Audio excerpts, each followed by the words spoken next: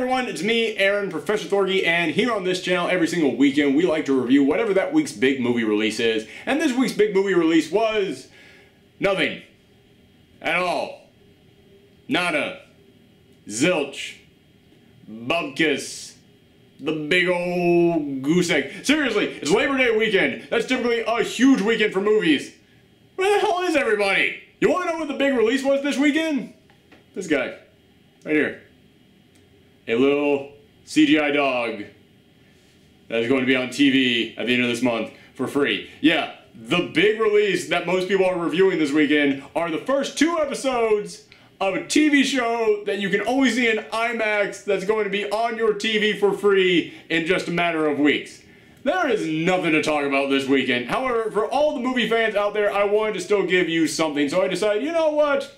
We are now officially done with the summer movie season. All that's really left is the crap that comes out in the fall, and then the amazing stuff that comes out at the end of the year, just in time for all the awards. So I'm sure I'm going to get a lot of films from the award season that are going to go on my best of the year list. So I thought, before that happens, let's do a real quick summary of what my current top 5 favorite movies of the year are so far.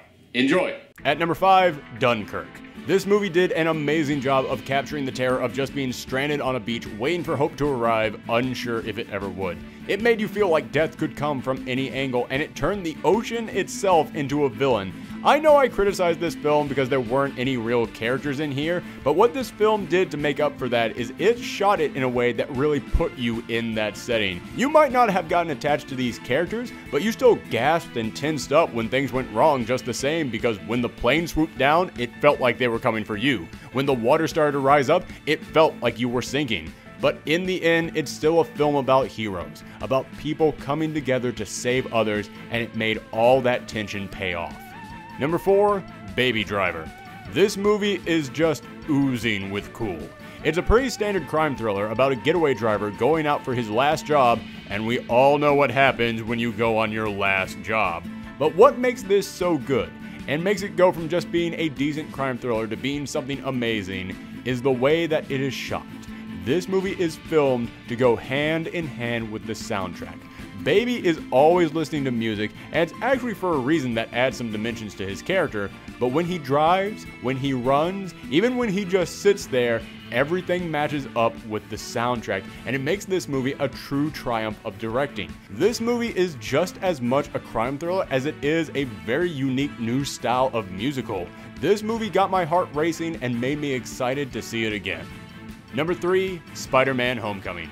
I'll admit the main reason it's this high on the list is because I just love Spider-Man. He's my personal favorite hero, and this movie takes him in some very different directions with his new high-tech suit and Tony Stark being his father figure, but at the same time, it manages to capture the spirit of Spider-Man and what that character should be better than any of his other movies. Hell, this movie actually captures what a high school should be better than any other movie.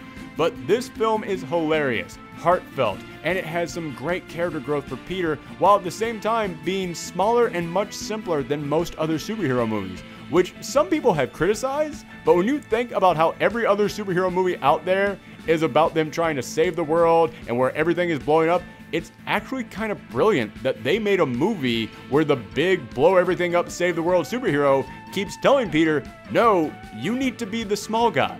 You need to be much simpler, because it's not just him telling Spider-Man that's what he needs to be, it's him telling the audience, yeah, we probably should make more movies like this. Not all superheroes should be giant, massive save-the-world films. It was really kind of brilliant how they very subtly criticized all other superhero films while making this film feel like a breath of fresh air. Number 2, Your Name. I know some people out there are going to say, oh, but this movie didn't actually come out in 2017. It came out in 2016.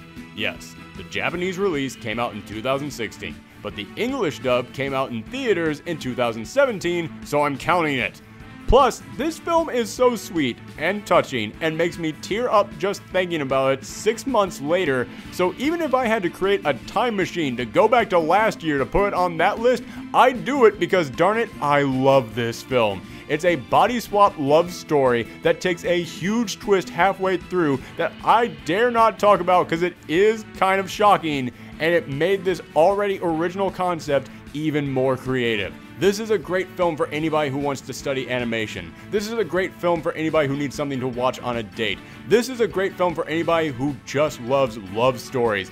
This is an amazing film on so many levels, and I cannot recommend it enough. And at number 1, Logan. I've criticized the X-Men films for many years, which is what makes it such a shock that they might just have turned out quite possibly the best superhero film I've ever seen, but at the same time, this isn't even really a superhero film. This is a movie that shows us all films starring people with special powers don't have to be about them going out there being superheroes.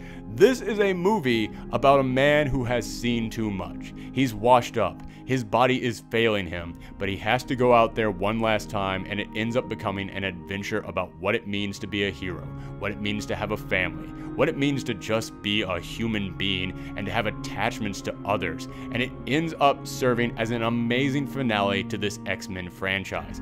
Honestly, they can do whatever they want with these movies from here on out, because as far as I'm concerned, this is how this franchise ends, and honestly, I think it's perfect.